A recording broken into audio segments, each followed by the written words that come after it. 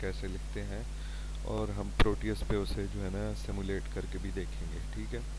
तो assembly language की programming हमारे पास इस तरीके से होती है कि हम सबसे पहले जो है ना मिसाल के तौर पे यहाँ से हम जो है जैसे ही हम कील ओपन करते हैं, ठीक है, कील ओपन करते हैं, यहाँ से हम न्यू प्रोजेक्ट में जाते हैं। ठीक है। तो न्यू प्रोजेक्ट में जाने के बाद हम जो है यहाँ पर एक फ़ोल्डर क्रिएट करते हैं। ठीक है।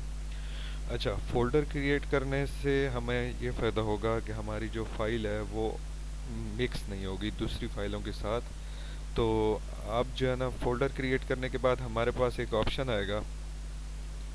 अच्छा, वो ऑप्शन क्या आएगा? वो ऑप्शन हमारे पास ये आएगा कि आप जो है ना कौन सी कंपनी का जो है ना माइक्रो कंट्रोलर यूज़ कर रहे हो। ठीक है। तो वो माइक्रो कंट्रोलर हम जो है यूज़ कर रहे हैं एटमेल कंपनी का। ठीक है। 8051 या फिर 89C51 दोनों एक ही कैटेगरी के हैं और दोनों एक ही कंपनी के हैं, और दोनों की जो है ना मतलब जो स्पेसिफिकेशंस हैं वो भी सेम है।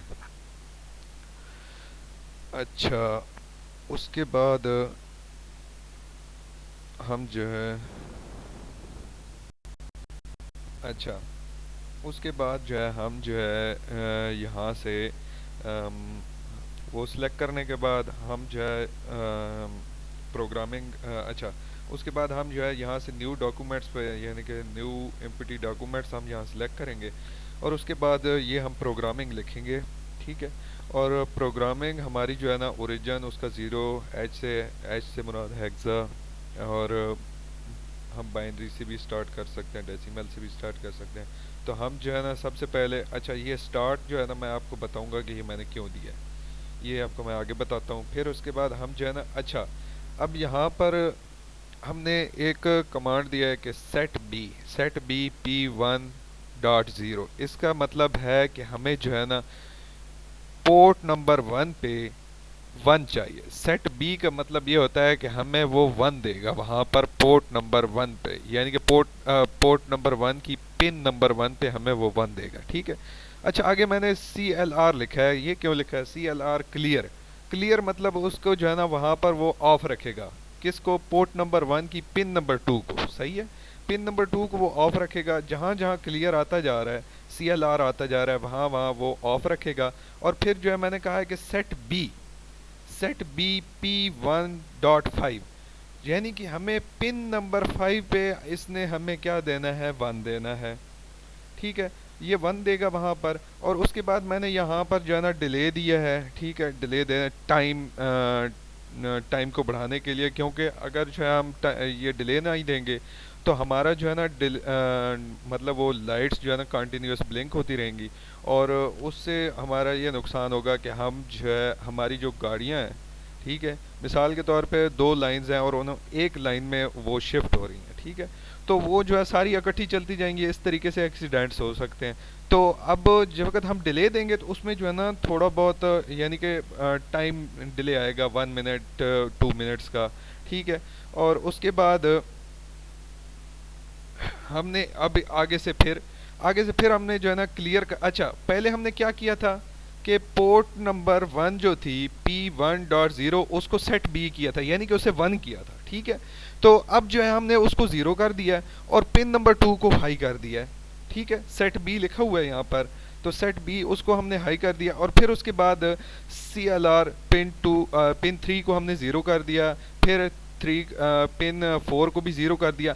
लेकिन यहाँ पर जो पिन नंबर 5 है उसको हमने क्या कर दिया? उसको हमने हाई कर दिया, और उसके बाद CLR P1.5, यानी अब इसको हमने पिछली में क्या किया था? यहाँ पर हमने इसे हाई किया था, सेट बी किया था। तो यहाँ पर भी हमने अब क्या कर दिया? यहाँ पर उसे हमने चेंज कर दिया कि अब तुम 0 हो जाओ। हमने जो है दूसरी पोर्ट्स को दूसरी पिन्स को हाई कर दिया है। तो अब इसमें भी हमने डिले डाल दिया। इसी तरह सेम प्रोसीजर यहाँ पर भी होगा। ठीक है। तो अब ये क्या हो जाएगा? CLR P1.0, और जहाँ पर हमने अब क्या किया था? यहाँ पर देखो 17 नंबर लाइन में पिन 2 को हमने हाई किया था, लेकिन अब यहाँ पर हम उसको 0 कर देंगे। ठीक है। और उसके बाद हमारे पास क्या आएगा? Set B. ठीक है।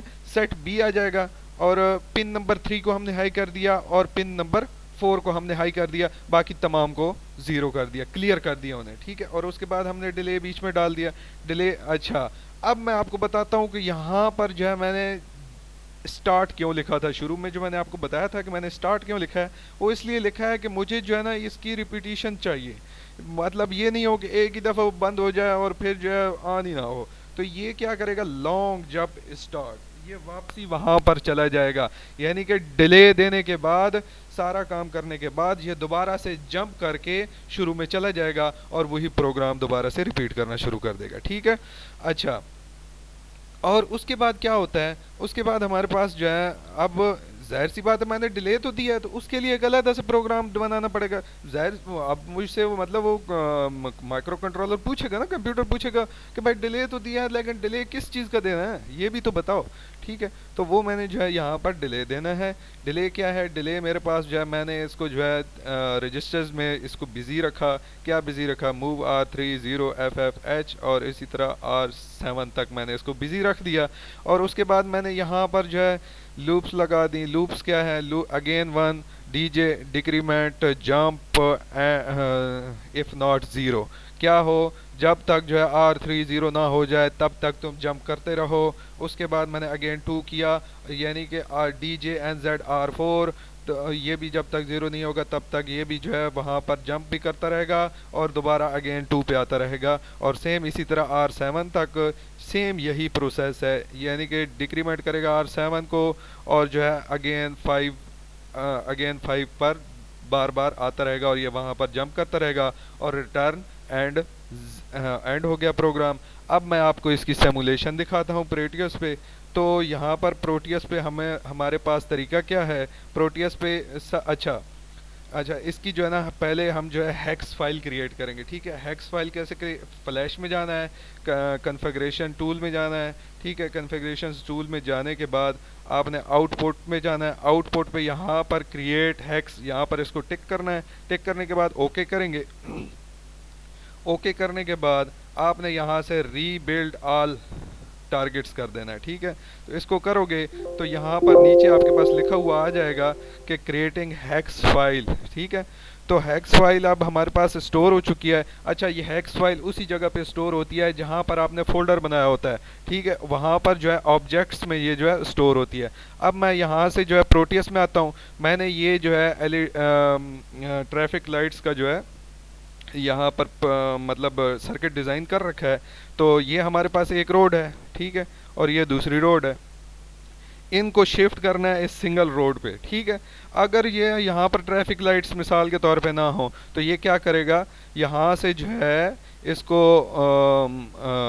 मतलब गाड़ियाँ इकट्ठी चलती रहेंगी और यहाँ पर जो एक्सीडेंट्स होने का खतरा बढ़ जाएगा। लिहाजा हम इसको क्या करेंगे, एक लाइन को पहले चलाएंगे, फिर दूसरी लाइन को चलाएंगे और जो पहली लाइन चल रही होगी तो दूसरी स्टॉप खड़ी होगी, ठीक है।